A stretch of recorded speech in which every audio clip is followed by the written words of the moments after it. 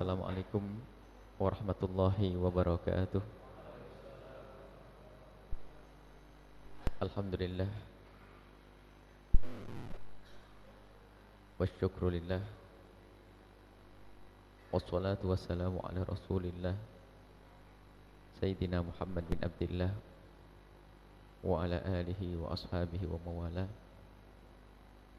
Allahumma ya Rabbana tahhir qulubana minan nifaq wa hassin furujana minal fawahish. A'inna ya Rabbana ala dhikrik wa syukrik wa husni ibadatika. Wa inna ya Rabbana ala tarki maksiatika. Wa inna ya Rabbana ala ta'atika. Allahumma ya Rabbana uhsyurna yawmal qiyamati ma'a zumrati habibika Sayyidina Muhammad wa tahta liwa'ihi. Allahumma ya Rabbana inna ala siyami wal qiyam. Allahumma ya Rabbana arzuqna taubata qabla al-maut wa syahadata indal maut wal jannata ba'dal maut. Amma ba'du.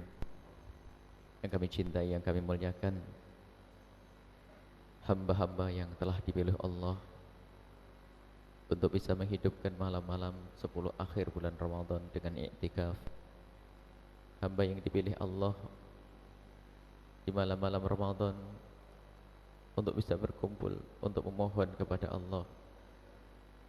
Hamba-hamba yang dipilih oleh Allah di saat orang pada lelap dalam tidur, akan tapi kita semua dibangunkan oleh Allah, dibawa oleh Allah ke tempat ini. Ini yang harus kita syukuri, nikmat besar dari Allah Subhanahu wa taala. La in syakartum la azidannakum.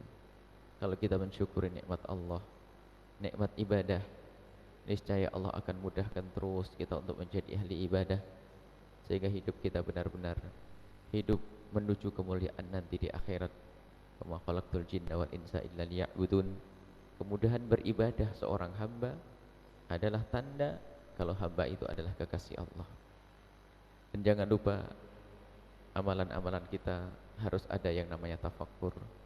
Tidak cukup kita hanya membaca Al-Quran, tidak cukup kita melakukan sholat, akan tapi harus kita beri hati kita, pikiran kita untuk merenungi diri kita, kemaksiatan kita, kesalahan kita, agar kita bisa segera berbenah.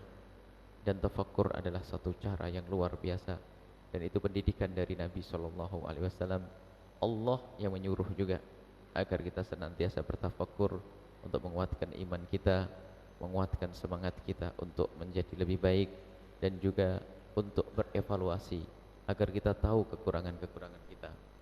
Maka tafakkur itu yang menjadikan kualitas sholat kita, tafakkur yang menjadikan kualitas ibadah kita semuanya. Sehingga jangan berlalu hari-hari kita kecuali kita harus melewati saat untuk tafakkur. Dan saat ini kita tafakkur beberapa menit agar kita bisa tahu kekurangan kita itu apa. Pada malam yang lalu kita mentafakuri tentang dosa-dosa kita, yaitu kita berbicara tentang taubat dan apa yang sudah kita lakukan setelah malam itu. Apakah kita sudah semakin banyak beristighfar dengan sadar kalau kita menyesali dosa-dosa kita? Tadi waktu kita di toko, atau kita di kantor, atau kita di rumah kita, apa yang ada di hati kita? Apakah kita sudah sering mengingat dosa-dosa kita? Sebab tafakkur itu gunanya bukan di saat kita tafakkur ingat dosa, akan tapi tafakkur itu untuk membiasakan kita ingat dosa tersebut. Tafakkur bukan kita mengingat kekurangan kita di saat kita tafakkur, akan tapi tafakkur adalah untuk membuahkan agar kita selalu ingat kekurangan kita. Jika ternyata waktu kita di toko tadi belum bisa beristighfar secara serius seperti istighfar kita di malam harinya, khawatir bahasanya kita ini adalah orang yang punya hati keras. Dan hati keras adalah hati yang dibenci oleh Allah Subhanahu wa taala. Khawatir kita itu punya hati keras.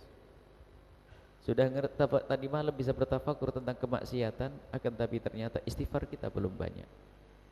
Bahkan mungkin hari ini kita lupa tentang dosa-dosa kita, lupa tentang kesalahan kita. Kalau memang kita seperti itu, berarti ada sesuatu yang rusak di dalam diri kita, yaitu hati kita yang keras. Di saat hati keras, maka mudah bagi seseorang untuk dalam kemaksiatan. Di saat hati keras, orang lupa dengan kemaksiatan. Di saat hati keras, seorang hamba tidak mudah merenungi Al-Quran. Di saat hati keras, seorang hamba susah untuk menitikkan air mata. Di saat hati keras, seorang hamba itu tidak punya kasih sayang. Di saat hati keras, seorang hamba tidak peduli halal haram. Dan sekarang kita tinggal lihat bagaimana kita. Kita harus berusaha bahwasanya ilmu yang kita pelajari hari ini adalah akan kita amalkan esok hari. Kalau memang belum baik, hari ini kita akan perbaharui lagi. Perbaharui lagi perjanjian kita dengan diri kita sendiri untuk memperbanyak istighfar. Setiap malam jangan kurang kita mohon ampun kepada Allah dari 70 kali. Hadirkan secara khusus istighfar di tengah malam, khusus habis sholat isya sebelum tidur atau bangun tidur, istighfar yang khusus minimal 70 kali. Untung-untung dibarengi dengan zikir-zikir yang lainnya seperti yang tertulis dalam Wirdul Fatih. Istighfar yang khusyuk, istighfar yang serius, dan pastikan itu. Kalau bisa jangan tidur kita kecuali beristighfar. Atau bangun malam harus aku beristighfar, tidak akan menemui pagi aku kecuali sudah istighfar minimal 70 kali. Di balik istighfar ada banyak hal yang akan didapat seorang hamba. Kalau Allah menjanjikan istaghfiru rabbakum innahu kana ghafara. Beristighfarlah kalian kepada Tuhanmu. Sungguh Allah adalah Maha Pengampun. Maka buahnya apa? Bukan sekedar diampuni dosa kita, bukan sekedar dihapus dosa kita. Allah akan yursilis sama alaikum midrara. Allah akan menurunkan hujan. Di sini adalah rahmat, kehidupan. Wa yumditkum bi amwalin wa banin. Allah akan berikan kepadamu harta dan berikan kepadamu anak-anak yang baik. Buah daripada istighfar. Jadi istighfar itu faedahnya bukan sekedar kita diampuni oleh Allah Subhanahu wa taala. Bukan sekedar kita akan selamat daripada siksa Allah, akan tapi akan dibuka kemudahan-kemudahan oleh Allah. Urusan dunia kita juga dan urusan akhirat kita. Maka lanjutan daripada taubat tadi malam, teruskan, hadirkan kesadaran akan kesalahan kita. Dan berusahalah terus.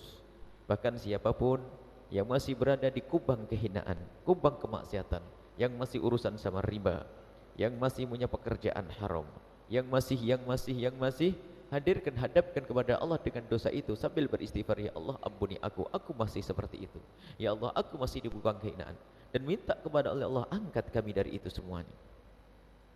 Kalau ternyata kamu masih sering lupa, sekarang obatnya akan kita cari. Apa yang menjadikan kita itu mudah untuk melakukan ketaatan, mudah menitikkan air mata, mudah kita itu untuk menyesali dosa-dosa. Sebab dari itu semua adalah karena sebab orang berdosa, sebab orang mudah melakukan kemaksiatan, sebab orang lupa akan dosa. Dia berdosa tapi tidak ingat, tidak sadar. Membaca Al-Quran seperti baca dengar obrolan manusia, tidak pernah tersentuh. Maka saat itu kita telah terjangkit penyakit di dalam hati, yaitu kekerasan hati.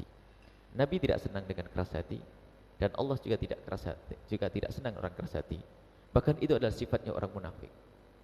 Kal hijarah, katakan bal asyad, hati yang seperti batu.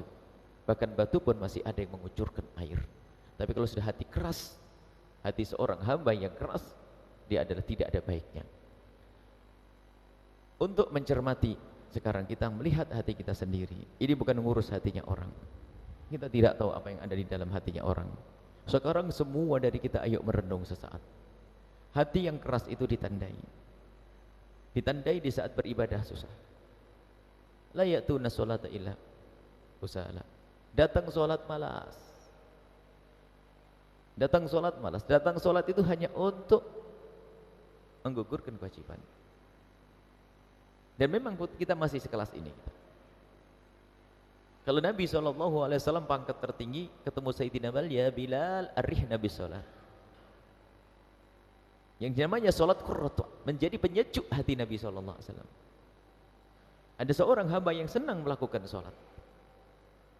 Wala yunfikuna illa wahum karihun. Kalau orang hatinya keras, kalau mau berinfak itu berpikir 2 kali. Panjang godaannya. Kalaupun ternyata harus infak, dia masih pelit untuk menarik kembali. Apakah itu sanjungan, atau sesuatu yang kembali kepadanya di dunia, itu orang yang hatinya keras. Jadi orang hatinya keras itu tandanya adalah seperti itu, di saat bermalas-malasan untuk beribadah. Dan kita semuanya koreksi. Kalau kita malas beribadah, berat sekali ibadah. Berat beribadah. Berat bersedekah. Melakukan sholat berat. Maka tanda hati kita ini adalah hati yang keras. Kemudian di antara hati keras itu, membaca Al-Quran, dengar Al-Quran itu kayak biasa saja. Tidak pernah ada rasa, tidak pernah ada ingin untuk mendengarnya, tidak ada kerinduan untuk mendengarnya. Biasa saja dengar Al-Quran. Kayak seorang menyenandungkan ura-ura kalau dalam bahasa Jawa atau apa. Tidak pernah dia tersentuh. Innamal mu'minuna alladziina idza dzukirallahu wajilat qulubuhum wa idza tuliyat 'alaihim ayatuhu zadatuhum imana. Ahli iman yang hatinya lembut itu, di saat dibacakan Al-Quran, tambah iman. Disebut nama Allah, bergetar hatinya. Jadi mendengar firman Allah beda. Tidak bisa diam, dia pasti tiba-tiba ada kerinduan untuk mendengar. Membaca Al-Quran, Al-Quran dibacakan, mendengar. Sehingga tiba-tiba muncul adab secara otomatis. Ada padanya mendengar Al-Quran. Apakah dari seseorang, atau dari anaknya, atau dari siapa saja. Bahkan kalau diperdengarkan Al-Quran kalau Allah Ta'ala, yang ada adalah pasrah. Ini, bagaimana kita dengan Al-Quran? Kita cek saja hati kita. Membaca Al-Quran, dibacakan Al-Quran, berzikir kepada Allah, kalau tidak ada getar. Berarti pasti ada ini kekerasan hati kita. Berzikir itu ada orang menikmati zikir itu. Di saat membaca nama Allah, apakah itu la ilaha illallah, subhanallah, alhamdulillah, dengan penuh kekhusyuan. Bukan sekedar zikir-zikir begitu saja. Dan ini dirasakan oleh orang tidak harus alim. Ternyata ibu-ibu di kampung yang sangat sederhana pun, ia berkata di saat berzikir hatinya senang. Ala bi dzikrillah tatma'innul qulub. Memang berzikir adalah menyejukkan hati. Ini jadi tandanya adalah seperti itu. Di saat kita itu membaca Al-Quran itu kayak biasa. Tidak ada pengaruh di dalam hidupnya. Enggak ada keinginan untuk mendengar, awas tanda itu adalah hati yang keras. Kemudian lagi hati yang keras itu, tandanya, kalau kita pengen tahu, tandanya kita itu tidak mudah berkasih sayang. Tidak mudah berkasih sayang dengan si lemah. Melihat orang kena bencana, cuek saja. Melihat orang fakir hanya melihat saja seperti itu. Tetangga kita yang kekurangan tidak pernah tersentuh. Akan tapi orang yang hatinya lembut mungkin tidak bisa tidur semalam itu. Dia kepikiran tetangganya makan apa. Dan kita menemukan orang seperti itu. Jadi kepikiran, lihat orang itu langsung, gimana nanti dia makan apa. Bagaimana kita dengan si fakir yang ada di kiri kanan kita? Bagaimana kita dengan anak yatim? Ilmu tidak cukup, ilmu tidak ada urusannya ini. Ini urusan hati. Ada orang ilmunya banyak, keras hatinya. Man izdada ilman wa lam yazdad hudam lam yazdad minallahi ila bu'da. Ada orang tambah ilmu belum tentu tambah baik, tapi kalau hatinya keras tambah jauh dari Allah Subhanahu wa taala. Bahkan mungkin dia punya ilmu tapi malah mengapuk makan harta anak yatim. Dia punya yatim piatu, dia punya panti asuhan tapi ternyata jahat dengan anak-anak yatimnya. Anak yatim hanya untuk cari duit saja, mungkin. Bukan memberi malah mengambil harta anak yatim, ada.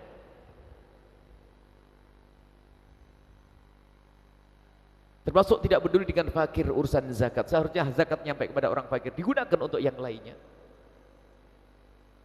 Orang fakir tidak hidup hatinya untuk orang fakir. Pergi ke rumah sakit pun tidak pernah tafakkur, tidak merenung ini orang menangis karena tidak bisa membayar obatnya, ini orang menangis tidak bisa keluar dari rumah sakit. Tidak pernah hidup biarpun dia adalah seorang kaya, tidak berkeinginan untuk bayar zakat sekalipun, tidak ada keinginan.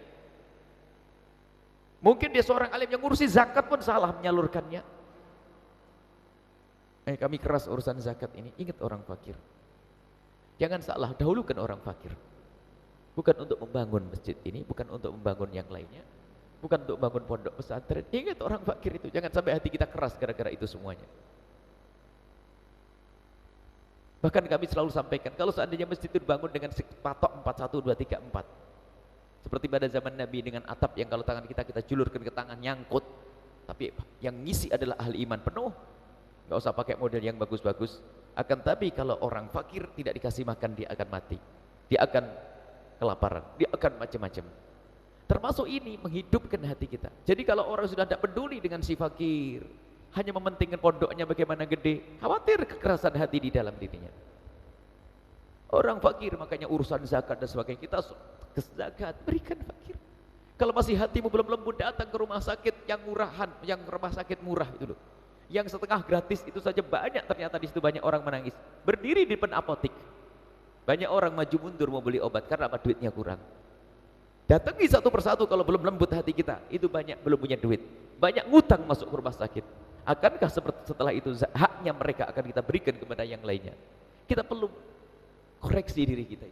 Jangan-jangan hati kita keras dengan rela mengambil hartanya anak yatim, orang fakir dan seterusnya. Jadi kekerasan hati ini luar biasa. Tanda-tandanya seperti itu. Tidak peduli dengan si fakir. Bahkan mungkin fakir, sakit, kerabat nggak peduli, dia enak-enak umroh. Mau kemana dia? Keras hatinya sebetulnya. Sekarang ada musibah saudara-saudara kita yang ada di Rohingya. Bagaimana saudara-saudara kita di daerah mana di Cina sana ya? Pernahkah kita mendoakan mereka? Lintasan doa saja, pernah tidak? Selama ini doa kita semoga perusahaanku gede, tokoku gede, anakku menjadi soleh, alim, itu saja. Sehingga saking khawatir orang pada lupa, Nabi mensunahkan, menganjurkan agar kita kunut nazilah kalau ada musibah yang menimpa orang lain agar hati kita hidup. Dan sebetulnya bukan sekedar itu hanya pendidikan. Sebetulnya setiap saat kita mendoakan mereka di dalam sholat kita, di dalam doa kita. Enggak juga. Terus bagaimana kita ini yang katanya pengen surga, pengen mulia, ingat orang sakit, orang kekurangan saja tidak, ingat orang fakir tidak. Tetangga kita pun enggak tahu siapa yang betul-betul membutuhkan. Mana hubungan kita dengan tetangga? Ayo kita semuanya koreksi. Jangan sampai itu tertipu. Makanya ini ada rentetan. Kalau orang hatinya seperti ini, berarti hatinya keras. Kalau sudah orang hatinya keras, nanti akibatnya banyak. Kalau sudah orang hatinya keras, nanti ada akibat-akibat daripada ini semuanya. Kemaksiatan yang lain ya. Menjadi orang kalau hatinya keras, mudah bermaksiat.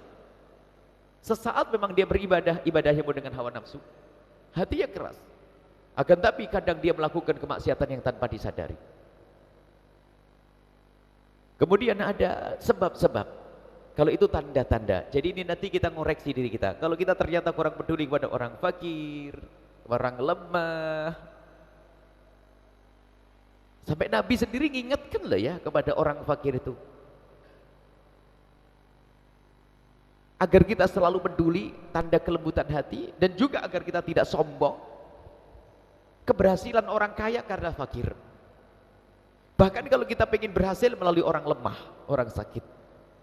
Hal tungsoruna illa bidu'afaikum. Kau tidak akan diberi pertolongan kecuali karena yang lemah.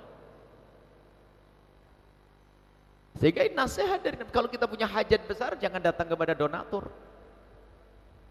Akan tapi datang dulu kepada si fakir, beri kasih sayang kepadanya, santunan kepadanya, maka Allah akan mengirim donatur untuk menolong. Kalau engkau adalah seorang pejuang. Selama ini akal kita sudah dibuai oleh dunia. Jadi kalau kita punya keinginan, punya hajat, didatangi dulu orang-orang kaya, orang-orang ini. Pendidikan Nabi tidak sebut hal tunsoruna illa bidu'afaikum. Innallaha yang sayang surukum bidu'afaikum dalam riwayat. Allah akan menolong kalian dengan si lemah. Dalam hadis qudsi ana indal munkasirati qulubum, aku bersama mereka yang hatinya terpatah-patah karena kefakiran, karena kemiskinan, karena tertindas. Allah bersama mereka. Nah kalau kita tidak punya lembut hati dengan mereka, artinya kita jauh dari pertolongan Allah Subhanahu wa taala. Ini untuk melihat tanda-tanda. Kalau kita termasuk dengar Al-Quran biasa, nggak pernah ada getar di hati, nggak pernah ada kerinduan untuk mendengar. Getar, mungkin getar itu sesuatu yang pribadi, sangat pribadi. Tiba-tiba hati kita ada. Atau kita malas beribadah, sehingga mudah kita bermaksiat. Itu tanda kalau hati kita itu keras.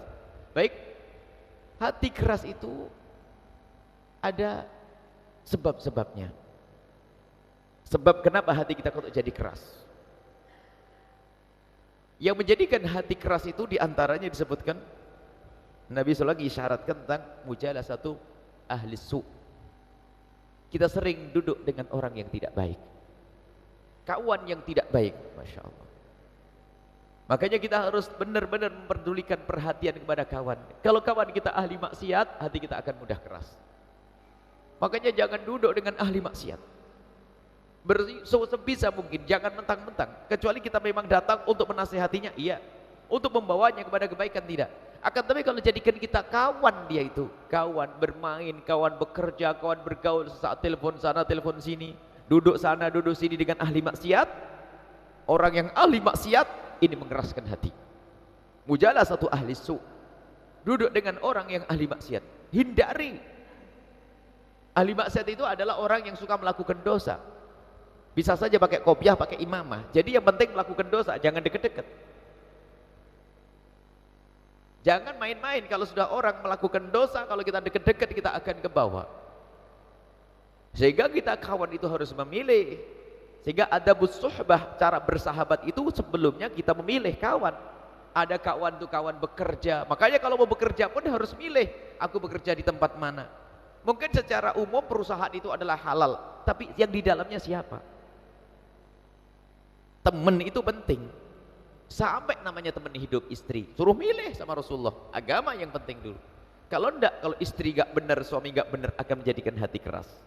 Dia mengajari kemaksiatan, mengajari kehinaan. Jadi kawan ini sangat penting. Ini pertama. Kita letakkan yang pertama ini, gara-gara berkawan dengan yang baik, kita akan mudah kebawa kepada kehinaan, kepada ketidakbaikan. Kadang kawan kita tuh lebih punya pengaruh daripada kita. Dia fasih lisannya, tinggi pangkatnya. Maka disitulah kita bakal hanyut dalam kejelekannya. Karena dia punya pengaruh. Lidahnya atau di atasan kita. Punya atasan ahli maksiat, lihat. Dia mengajari kemaksiatan, nggak bisa nolak kita. Apalagi jika atasan kita itu atas nama agama, mohon maaf. Guru yang salah. Makanya kami himbau terus menerus, dan Nabi selalu mengingatkan, jangan duduk dengan orang yang suka menggunjing. Ahli maksiat, prasangka buruk, atau yang terang-terangan dalam maksiat sudah nggak malu lagi. Manusia bisa bersalah, mungkin seorang manusia ustadz atau apa, manusia dia bersalah. Akan tapi di saat melakukan kesalahan dia langsung istighfar, astagfirullahaladzim saya salah. Tapi ada yang sudah salah tidak mau ngaku, dengan kesombongan yang melakukan kesalahan dia akan hina. Menggunjing, mohon maaf. Makanya kami selalu ingatkan manusia ini, kalau ternyata majelis kita digunakan untuk menggunjing, segera tinggalkan, daripada hatimu keras semuanya. Tidak diperkenankan kita punya persahabatan menggunjing.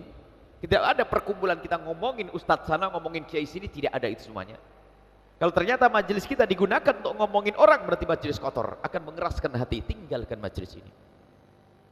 Selalu kami sampaikan kepada kawan-kawan, jangan bicarakan orang lain, jangan jelek-jelekin orang lain. Ini tidak diperkenankan. Kalau kita menemukan kesalahan, makanya kita bahas, kita diskusikan dengan yang bersangkutan. Kalaupun kita menyebut sebuah kesalahan sifatnya umum, misalnya ini adalah tidak boleh berzina, nggak menyangkut si A, si B, si C. Tapi kalau sudah majelis digunakan untuk menggunjing orang, jangan dihadiri majelis itu, apapun bentuknya. Biarpun mungkin lebih gede daripada ini jumlahnya atau umahnya ini, biarpun tasbihnya gede-gede atau sebaliknya atau apa, atau yang seterusnya, ketahuilah kalau sudah majelis itu, tempat itu adalah tempat untuk maksiat, segera jauhi kalau pengen selamat. Jadi mujalah satu ahli su, duduk dengan orang-orang yang jelek, yang punya kemaksiatan. Imam Ghazali mengisyaratkan kemaksiatan bukan identik dengan orang yang ada di pasar, itu bukan. Justru kemaksiatan yang terjadi di tempat mulia adalah kemaksiatan yang paling gede kemaksiatannya. Selama ini mungkin yang dianggap maksiat adalah orang di pasar tidak sholat, orang di pasar mabuk, orang di pasar yang bukan. Kemaksiatan yang paling dahsyat adalah di tempat mulia seperti ini. Ada kemaksiatan di tempat mulia, waduh, yaitu bau yang sangat bau, kotor, sangat kotor. Majelis yang tidak mempertemukan hati, majelis yang ngajak permusuhan, majelis yang ngajak menggunjing, majelis yang ada prasangka buruk, majelis yang diajak digunakan untuk mencaci maki. Itu mengeraskan hati. Sehingga kita melihat orang lain, adanya hawanya hawa permusuhan saja, merendahkan, menggunjing, menfitnah dan seterusnya. Jadi ini sebabnya hati keras itu karena kita sering duduk dengan orang tidak baik. Hindari sebisa mungkin. Bahkan kalau kita duduk dengan orang yang suka menggunjing, atau di saat itu orang itu menggunjing, tidak ada pilihan lain kecuali kita pertama mengingatkan dia, yang kedua atau meninggalkan dia. Kalau kita duduk saja ada berdosa kita. Kalau orang yang tidak takut kepada Allah, ahli maksiat, kita akan duduk di situ maksiat. Kita akan ke bawah. Maka sekarang ayo kita pilih kawan kita seperti apa. Dengan siapa kita bergaul. Adapun masalah kalau saya ada ikatan kerja dengan orang yang tidak beriman, misalnya seorang Nasrani dan sebagainya, ikatan kerja bukan terjalin sebuah persahabatan yang erat, harus ngobrol urusan sini ini, bukan, ikatan kerja saja. Tapi kalau kita sudah berkawan sampai derajat keakraban dengan orang yang ahli maksiat, ini yang paling cepat mengeraskan hati kita.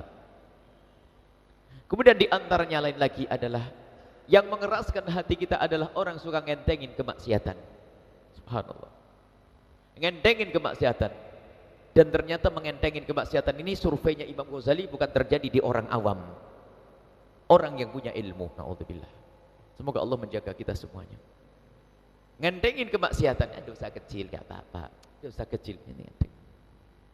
Ngentengin kemaksiatan mengeraskan hati. Hati-hati, kita harus takut setiap dosa sekecil apapun. Semalam kita bahas, kalau tidak diampuni oleh Allah akan tampak itu dosa nanti di alam barzah, akan tampak di padang mahsyar, akan tampak nanti di akhirat, menjadikan seorang hamba diceburkan ke neraka jahanam. Jangan ngentengin dosa sekecil apapun, takutlah. Jangan bilang itu dosa kecil, ngentengin dosa. Diingatkan maksiatan cuman begitu saja. Kalau ada petua dari ulama, ada bikin repot. Tidak.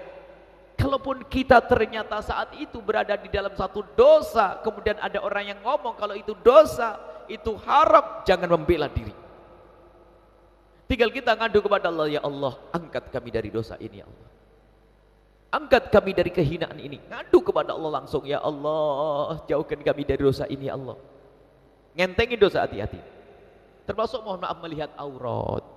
Yang punya kantor di situ ada saudari-saudari kita yang dia sebetulnya ahli sholat, cuman belum rapi menutup auratnya. Jangan ngentengin. Kita melihat aurat ini juga mengeraskan hati. Kita doakan, memang kita tidak menghindarkan orang yang masih membuka aurat mereka. Kita doakan agar semoga Allah memudahkannya untuk menutup aurat. Tapi kita yang melihatnya, itu kadang-kadang dientengin di pasar. Lalu bagaimana sekarang orang pada gitu semuanya? Apakah kita jalan pejam mata? Oh tidak. Kita ingkar dengan hati. Selagi bisa menghindar, menghindar. Kalau kenapa? Kalau bisa menghindar harus lihat ke sana. Bisa kita. Termasuk apalagi dosa-dosa kecil, mulai omongan. Kalau sudah dosa kecil sering dilakukan bagi seorang hamba, ngentengin, mudah melakukan dosa gede. Sehingga dosa itu yang akan menggelapkan hati, seperti yang disabdakan Nabi SAW, tu'radu fitnatu alal qulubi kal hasiri udan uda. Fitnah, dosa itu akan datang ke hati, menutup hati. Dosa-dosa itu seperti pintalan tikar, jadi sedikit demi sedikit. Sehingga maksiat kita lakukan hari ini nempel, maksiat besok nempel, maksiat ini nempel, sehingga hati menjadi gelap. Itulah hati keras karena kemaksiatan. Maka kembali kepada pelajaran tadi malam, kalau kita melakukan kemaksiatan, jangan sombong dengan kemaksiatan, jangan ngentengin, segera minta ampun kepada Allah. Kalau sudah ngentengin, cuman gitu aja, nggak apa-apa, udah. Apalagi salah paham tentang ayat, antara sholat dengan sholat penghapus dosa. Kita berdosa, yang penting nanti sholat kan dihapus oleh Allah. Ngentengin. Dan sebab ngentengin ini juga yang pernah dicermati oleh Imam Ghazali. Sebab ngentengin dosa kadang amal baik. Mentang-mentang dia sudah ahli sedekah, dipikir sudah masuk surga, sehingga dia ngentengin yang lainnya. Maksiat dilakukan. Mungkin dia adalah ahli umrah, ahli haji, ngentengin dosa yang lain. Mungkin dia adalah bangun malam, ahli bangun malam, nyelekit ngomongnya seperti kita sampaikan semalam. Jadi ibadah ini kadang-kadang menjadikan orang lalai, lalu ngentengin dosa. Apalagi semakin dibesarkan orang dipikir wali. Kalau wali kan ahli surga. Kalau sudah menjadi wali kayaknya kayak tahu aja wali. Itu sudah mulai ngentengin dan maksiat. Seenaknya sendiri. Maka dari itu ayo kita semuanya koreksi. Jangan sampai ada di antara kita ngentengin dosa-dosa. Sekecil apapun dosa itu akan mengeraskan hati kita. Lalu bagaimana? Biasakan kapan kita berdosa, segera kita tumpangi dengan penyesalan dan istighfar. Mungkin kita melakukan kesalahan, tapi segera tumpangi, astagfirullahaladzim. Jangan sampai mengatakan, enggak apa-apa, kecil. Oh, dah jangan. Terus setiap kita melakukan dosa, kita tumpangi dengan memohon ampun kepada Allah Subhanahu wa taala. Jangan sampai kita terus maksiat. Ini sebab-sebab. Sebab-sebab ini adalah dengan kemaksiatan-kemaksiatan. Kemudian sebab yang lainnya lagi adalah yang ketiga, orang itu akan menjadi keras hatinya adalah suka makan makanan yang haram. Suka makan makanan yang haram. Sekarang kita koreksi saja, yuk kita tidak usah koreksi orang lain. Yang kita makan dari mana? Rizki dari mana? Pekerjaan kita apa?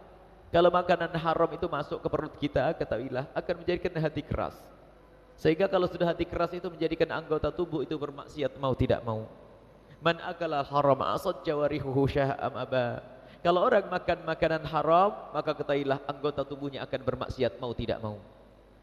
Baik, sekarang tugas kita koreksi diri. Siapapun hari ini, malam ini yang masih mempunyai pekerjaan haram, segera berusahalah mohon kepada Allah untuk dientaskan dari keharaman tersebut. Jangan menyerah lagi-lagi. Jangan berkata sekarang susah cari pekerjaan. Itu merendahkan Allah, seolah-olah Allah tidak bisa memberikan kehalalan kepada kita. Ayo hijrah semuanya. Mungkin hijrah kita tidak minggu depan, tapi mungkin tahun depan, atau mungkin 2 tahun yang akan datang. Tapi niat telah mulai detik ini. Dan kita mendengar suara-suara orang yang ingin berhijrah. Aku bekerja di tempat yang haram, ada ribanya, saya pengen hijrah. Nangis dia, hijrah? Tapi saya belum bisa sekarang, niat sekarang. Kapan mulainya? Mungkin minggu depan, mungkin tahun depan. Hijrah, jangan menyerah dengan kemaksiatan. Ini. Jangan sampai kita terus menyerah. Makan haram tuh, rizki. Di mana kita bekerja? Kerja dengan siapakah kita? Di tempat yang halal atau tidak? Jujur tidak dalam berdagang dan jual beli? Kita harus pikirkan. Kita terharu dengan seorang anak yang lembut hati, seorang anak muda yang lembut hatinya. Masih melamar pekerjaan dia. Kami teringat betul anak itu. Melamar pekerjaan di 3 tempat. Belum diterima sudah datang, Buya, dari 3 perusahaan ini mana yang halal? Setelah kita cermati, halal semuanya. Pekerjaan, produksi sesuatu yang halal. Setelah diterima 3-tiganya ngadep lagi, mana yang paling halal? Ajib, kamu ini belum bekerja masih bilang mana yang paling halal. Mestinya kan tinggal pilih saja mana yang paling gede gajinya. Baik, kalau secara pekerjaan semuanya sama, nak. Kita sampaikan kepada anak tersebut. Cuman sekarang ente lihat di dalamnya, mungkin bagaimana yang pekerjaan nutup aurat atau tidak, kemudian terjadi berdua dengan laki perempuan atau tidak, kemudian masalah waktu sholatnya seperti apa, kamu cermati sendiri, saya tidak tahu di sana. Subhanallah, belum bekerja ini. Sementara dia butuh duit, mestinya kan yang penting gajinya tinggi. Lah itulah orang yang lembut hati. Dan kalau itu dijaga, selamat itu. Dan itu wali biarpun tidak pakai jubah dan pakai imamah, orang kayak begitu. Takut kepada Allah, takut kemaksiatan. Sekarang ada sudah ahli ibadahnya jago, tapi badbet, yang penting dapat duit. Kadang-kadang sudah begitu bantu sana, bantu sini, ngambil haram beri, dipikir masuk surga. Tidak. Dia tertipu oleh setan, dia tertipu oleh hawa nafsunya. Makanya makanan yang haram hati-hati. Kita harus berusaha untuk meninggalkan dari makan makanan yang haram, termasuk tidak berhak nerima zakat. Ini makanan yang haram ini luar biasa mengerikan, kalau bukan haknya jangan. Kadang-kadang masuk bab rebutan waris. Lihat kalau orang rebutan waris, lihat akan berkembang kemaksiatan badannya. Biarpun katanya dia ahli umrah, tidak bermaksiat yang tidak kita ketahui pasti besar dia. Karena apa? Hatinya keras, rebut waris, ngerebut haknya saudara, ngambil duitnya orang, na'udzubillah, haram. Hati-hati, sekarang waktunya kita. Kalau memang ada yang dihadir di tempat ini, seorang hamba, ketahuilah, jika Anda salah satu yang ada di sini, Anda adalah hamba yang masih mempunyai pekerjaan yang kotor, yang haram, ketahuilah, saat ini Allah membawa Anda ke tempat mulia. Yang membawa Anda ke sini adalah Allah. Dan yang menjadikan Anda mendengar omongan ini adalah Allah. Yang menjadikan saya ngomong begini juga adalah Allah. Semoga ini kita semua tanda hamba yang akan dimuliakan oleh Allah. Kalau Allah tidak menghendaki, mungkin kami akan ngomong yang lainnya. Tapi hari ini kita ngomong bahasanya, awas makanan yang haram. Tinggal apa? Menuju zat yang maha kuasa. Ya Allah, entaskan kami dari keharaman ini. Setiap saat ngadu. Bahkan suatu ketika ada orang yang mabuk, selalu mabuk. Tapi dia sadar kalau itu haram. Dia ngadu, ya Allah, jauhkan kami dari ini ya Allah, keharaman ini ya Allah, entaskan. Dikabul oleh Allah setelah 2 tahun. Sehingga setelah 2 tahun meninggalkan, ditemukan oleh seorang alim besar, dia sudah di mihrab menangis, derai air mata. Lalu dia berkata, 2 tahun aku minta kepada Allah untuk dientaskan dari keharaman ini. Ada yang sebulan, ada yang dengan keberanian dalam waktu singkat. Intinya makanan yang halal, ayo. Kalau orang makan makanan haram terus, doanya pun tidak dikabul. Kalau dikabul itu bukan dikabul yang sesungguhnya istidraj. Istidraj itu adalah bukan pengabulan yang sesungguhnya, akan tapi justru akan diceburkan ke neraka jahanam. Ada seorang yang mengadu kepada Allah, lihat khusyuk, terlihat sebagai model ahli ibadah. Asy'ath aghbar, rambutnya adalah berdebu, menunjukkan dia bukan orang yang berurusan dengan dunia. Asy'ath compang-camping, bukan orang yang cinta dunia. Lihat, ini biasanya tanda orang soleh, wali. Tidak peduli dengan urusan dunia. Ya muddu yadahu, menengadahkan tangan, ya Rabb, minta ya Allah, ya Allah. Menengadahkan tangan sambil mohon kepada Allah. Menengadahkan tangan cara berdoa yang mudah diterima oleh Allah. Ya Rabb ilhah fi du'a. Ulama mengatakan ilhah itu memang dihimbau kalau kita memohon kepada Allah kayak maksa, bukan maksa Allah. Maksudnya ya Allah, ya Allah, ya Allah kabul, ya Allah kabul itu. Kalau sama orang kan marah, kasih marah sama orang. Tapi Allah senang dengan hambanya yang ya Rabb dalam hadis Nabi, ya Rabb, ya Allah, ya Allah, ya Allah. Ini tanda dikabul. Memang begitu cara berdoa.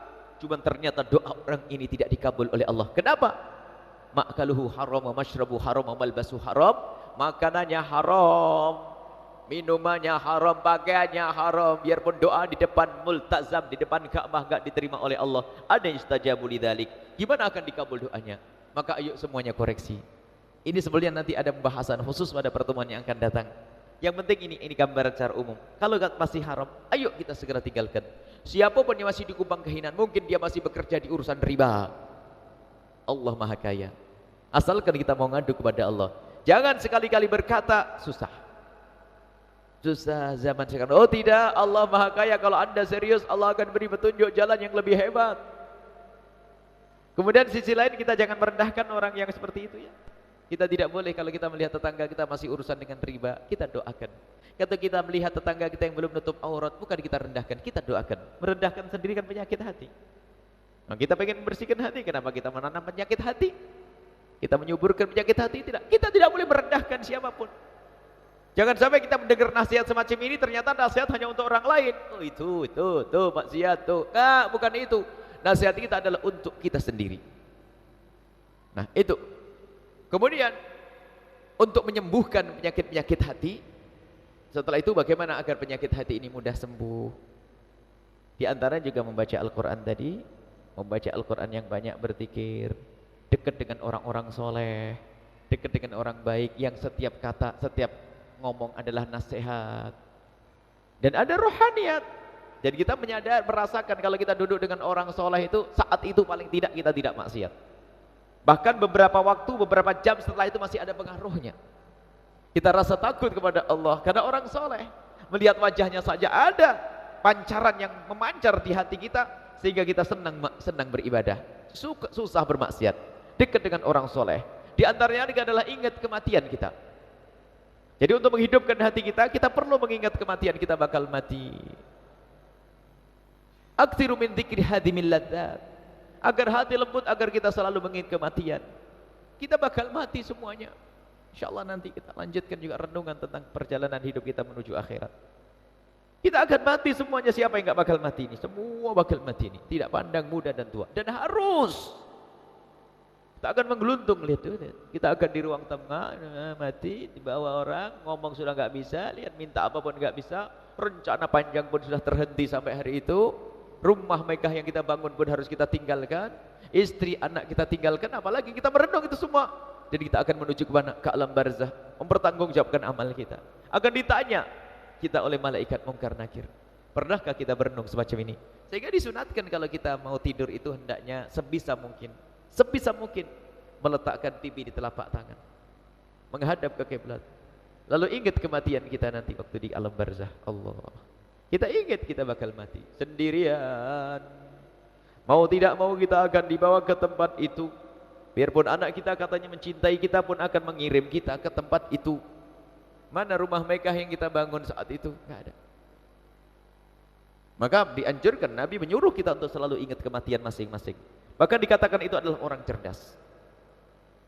Kemudian samping itu lain lagi ziarah kubur. Ziarah kubur bukan untuk ziarah urusan hajat kita. Memang kita meminta kepada orang meninggalkan tidak diperkenankan. Memang ada istilah dalam kita adalah ziarah kubur. Kemudian kita memohon kepada Allah, mendoakan orang yang meninggal dunia. Ziarah kubur sangat dianjurkan. Bukan minta kepada orang ahli kubur, bukan. Ziarah kubur Nabi menyuruhkan dalam hadis sahih. Nabi menyuruh. Kuntu nahaitukum an ziaratil kubur. Aku melarang kalian untuk ziarah kubur. Sekarang ala fazuruha, ziarahlah kubur. Fa innaha turiqul qalba. Sebab ziarah kubur itu akan melembutkan hati. Wa tudzakkirul akhirat, akan mengingatkan akhirat. Perlu kita ziarah kubur. Kalau di situ dibarengkan dengan tawasul, ada pendidikan tawasul yang diajarkan. Akan tapi yang paling pertama dan paling utama kalau kita melihat kubur, kita akan sampai ke tempat itu mau tidak mau. Ada orang melihat kubur tidak pernah tersentuh.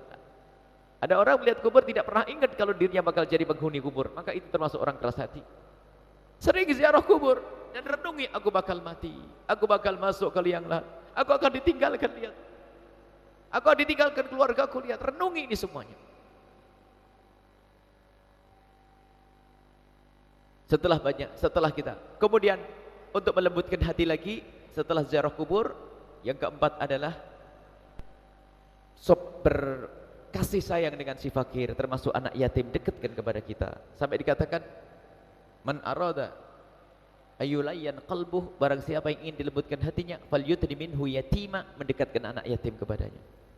Yamsah ra'sah, diusap kepalanya. Bukan mengusap kepalanya tok. Wa yut'imuhu mimma yata'amuhu, memberi makan kepada anak yatim seperti yang ia makan. Wa yulbisuhu ma yalbasuhu, maksudnya apa? Memperlakukan anak yatim seperti memperlakukan untuk diri dan anaknya. Jadi termasuk lemah lembut, melembutkan hati, ambil anak yatim, santuni anak yatim. Termasuk di dalamnya adalah orang fakir, masuk di sini dalam riwayat lain. Berlemah lembut dengan orang fakir. Ayo sekarang kita membiasakan diri dalam seminggu atau sebulan, harus ada waktu kita datang kepada mereka itu. Untung-untung kita ambil ke rumah kita, atau kita biayai seperti program yang sebenarnya ini kita hadirkan. Mungkin kalau anak yatim kita masukkan ke rumah kita bukan rumah pendidik, adanya televisi segala macam. Mendidik anak saja kita belum benar, ketambahan anak yatim mungkin tambah tidak karu-karuan. Mungkin bisa kita titipkan di tempat lain. Ambil 1-2 anak yatim untuk kita biayai sekolah di sana atau mondok di sana. Ketahuilah itu melembutkan hati. Di samping melembutkan hati, termasuk akan mengkontrol anak kita untuk bisa cepat jadi. Kalau kita punya anak 3, ambil 3 anak yatim atau 6 anak yatim, dibiayai sama, maka ketahuilah wallahu fi aunil abdi ma kana al abdu fi auni akhih. Allah akan menolong hambanya kalau hamba tersebut menolong orang lain. Apalagi yang kita tolong anak yang tidak mampu, yatim atau tidak mampu, kita biayai, maka Allah akan menolong anak kita.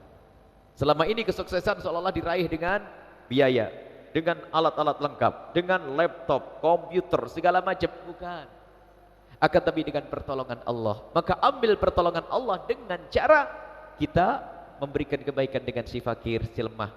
Dan itu melembutkan hati, termasuk jangan lupa kunjung kepada mereka. Mohon maaf, mungkin Anda seorang ustadz, seorang kiai, atau seorang kaya, bawa makanan atau apa saja, minuman, mampir ke orang fakir, assalamualaikum, aku ingin makan bareng di sini.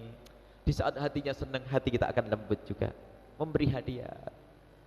Jangan sampai kunjung kita kepada orang-orang kaya saja, kelas pejabat saja, ke warung-warung mewah. Bawa makanan yang pantas kepada orang fakir yang mungkin dia tidak pernah merasakan itu semuanya. Anak yatim melembutkan hati. Mari kita merintis, mari kita memulai dengan itu semuanya, ya, dengan berzikir, ingat kematian, lemah lembut dengan anak yatim.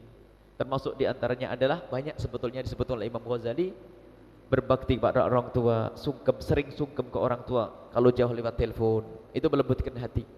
Minta doa kepada orang tua dan minta maaf melembutkan hati. Sekarang kita itu minta maaf berapa kali?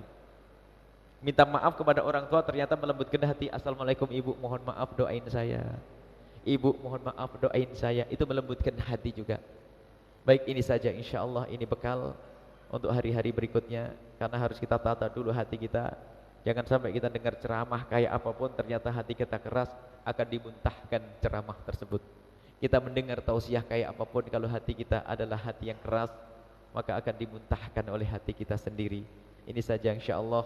Mari kita memperbanyak zikir kepada Allah. Sisihkan waktu beristighfar setiap malam. Sisihkan waktu khusus untuk menyesali dosa.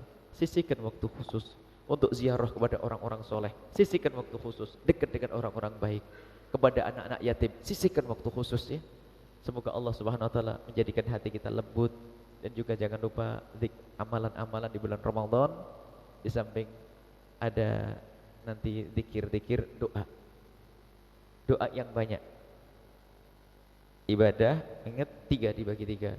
Salat, baca Quran, kemudian tafakur, kayak baik seperti ini, ngerenung. Kalau enggak ngerenung kadang kita enggak sadar.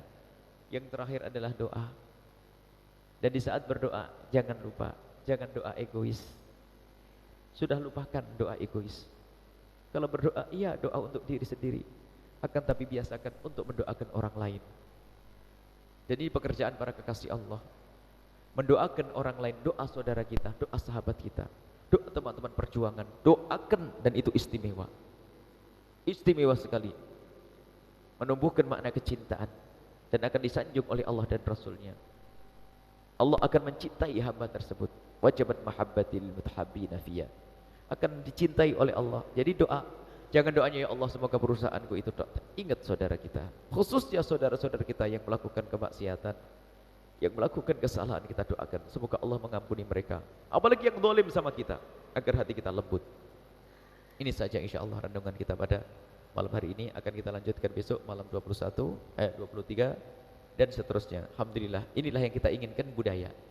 Nabi iktikafnya tidak hanya milih di hari ganjil. Para kekasih Allah iktikafnya bukan milih di hari ganjil, tapi 10 akhir bulan Ramadan semuanya. Hari ini hari genap, alhamdulillah. Berarti kita sudah benar ya seperti ini. Sebagian hanya milih tanggal 21, tanggal 23, tanggal 25. Sudah benar, akan tapi kita ingin lebih dari itu. Begitulah Nabi sallallahu alaihi wasallam. Dan jangan lupa niat iktikaf. Niat iktikaf, kemudian nanti sholat sebanyak-banyaknya. Mari kita melakukan sholat tasbih. Ada yang bertanya, sujud syukurnya belum bisa. Sholat tasbih sudah pernah diterangkan. Sujud syukur sederhana, mensyukuri segala nikmat Allah. Misalnya kita dijauhkan dari maksiat. Hari ini orang pada lelap tidur. Mungkin hari ini ada orang yang maksiat, coba melakukan keharaman, tapi Allah menyelamatkan kita, syukuri. Allah membawa ke tempat ini, syukuri nikmat paling besar. Termasuk nikmat yang jarang disyukuri oleh seorang hamba adalah nikmat ibadah. Kalau dipikir berapa harganya, nilainya kenikmatan saat ini. Oh, ini gak gampang ini. Berat ini, bisa datang ke tempat ini waktu orang lelap tidur. Ngapain kita di sini? Kalau pikir-pikir. Tapi Allah membawa kita nikmat besar, maka syukuri agar kita terus menjadi ahli ibadah. Sujud syukur tuh memang ada 2 benda. Menurut Imam Syafi'i yang masuk pendapat Syafi'i, Imam Syafi'i yang dulu nggak pakai takbiratul ihram, langsung saja sujud. Seperti mazhabnya Imam Ahmad bin Hanbal. Makanya kalau ada orang sujud syukur langsung sujud, itu ada sah menurut mazhab lain. Atau menurut mazhab Imam Syafi'i, mazhab qadim, mazhab dulu. Tapi mazhab Syafi'i yang dikukuhkan, nah ini kita ikuti. Caranya seperti cara sholat. Kita punya wudu, ngadep ke kiblat, duduk, kita takbiratul ihram, niat, aku niat sujud syukur, Allahu Akbar. Niatnya pakai bahasa Indonesia, Allah paham. Aku niat sujud syukur, mensyukuri segala nikmat, hadirkan nikmat-nikmat yang Allah berikan kepada kita. Allahu Akbar. Setelah Allahu Akbar, sujud. Allahu Akbar, sujud. Baca tasbih, baca zikir-zikir sesuka kita, panjang pun boleh. Subhanallah, alhamdulillah, wa la ilaha illallah, wallahu akbar, boleh. Zikir subhana rabbiyal azim boleh, subhanallah juga boleh. Sujud syukur, membaca tasbih, kemudian setelah itu Allahu Akbar, duduk, assalamualaikum, selesai. Hadirkan nikmat-nikmat besar itu. Itu sujud syukur yang diajarkan Nabi sallallahu alaihi wasallam. Mari kita salat tasbih. Sallu salat tasbih ajarakumullah.